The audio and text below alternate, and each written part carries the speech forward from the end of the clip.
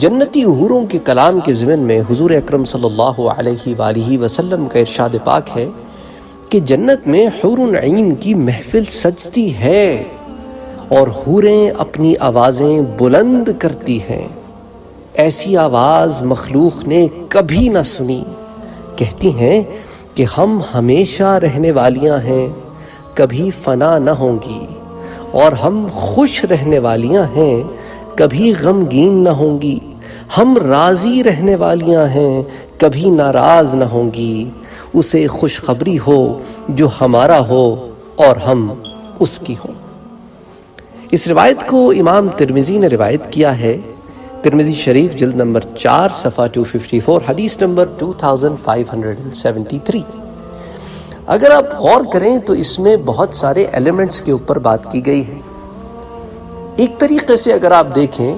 کہ مرد کی نفسیات کا ایک بہت بڑا ایلیمنٹ اس میں موجود ہے کہ عام طور پر وہ تمام چیزیں جو ایک مرد کی طبیعت پر گراں گزرتی ہیں، جہاں تک میاں بیوی کے تعلق کا سوال ہوتا ہے، ایک سائیکولوجیکل پروسیس جس سے، ایک نفسیاتی پروسیس جس سے وہ گزرتا ہے، اسے یہ بات پسند نہیں آتی کہ اس کا اسپاؤس یا اس کی بیوی جو ہے وہ غمگین ہو۔ اسی طرح اسے یہ بات بھی اچھی نہیں لگتی کہ اس کی بیوی بیمار ہو، تکلیف میں ہو، یا اس کے اوپر کوئی کمی آئے، یا وہ ناراض ہو جائے۔ تو ان تمام ایلیمنٹس کو یہاں پر یوں کور کیا گیا ہے کہ ہم ایسی ہیں کہ فنا بھی نہیں ہوں گی، تمہارا ہمارا ساتھ بھی کبھی نہیں چھوٹے گا، ہم ہمیشہ رہنے والیاں ہیں، کوئی کمی بیشی بھی نہیں ہوگی، اور ہم خوش رہنے والیاں ہیں۔ ہمیں ہماری ناراضگی کی تمہیں ٹینشن ہی نہیں ہوگی، فکر ہی نہیں ہوگی کہ ہم تم سے کبھی ناراض ہو جائیں گی۔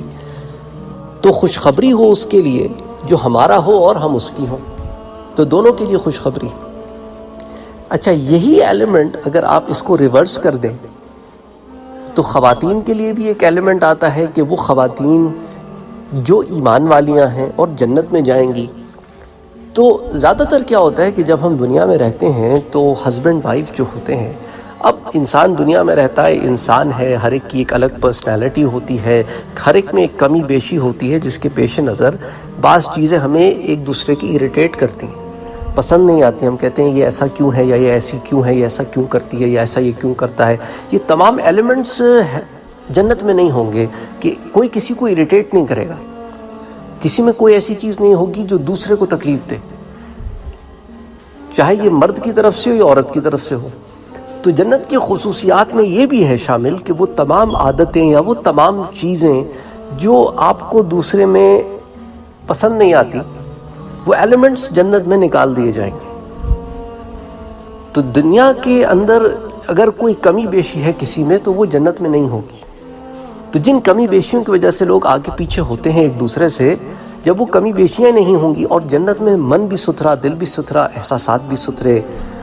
اخلاق بھی اعلیٰ، تو وہ تمام چیزیں جب پوری کر دی جائیں گی تو وہ تمام معاملات وہاں ہوں گے ہی نہیں۔ تو جو جنت میں رہنے والیاں ہیں ان کا طرز عمل، ان کی سوچ، ان کی فکر اس بات کی طرف اشارہ کرتی ہے کہ جنت میں کپلز کیسے ہوں گے۔ یہ میرے رب کی شان ہے، وہ محمد مصطفیٰ صلی اللہ علیہ وآلہ وسلم، اللہ اکبر، آپ کا امت پر یہ رحم کہ آپ نے ان روایات کو ہم تک بیان فرمایا تاکہ امت کی اصلاح بھی ہو اور امت میں جنت کو پانے کی خواہش بھی ہو۔ سبسکرائب کیجئے ہمارے چینل اور دبائیے بیل کا آئیکن تاکہ آپ کو ریگولر نوٹیفیکیشن اپڈیٹس مل سکیں۔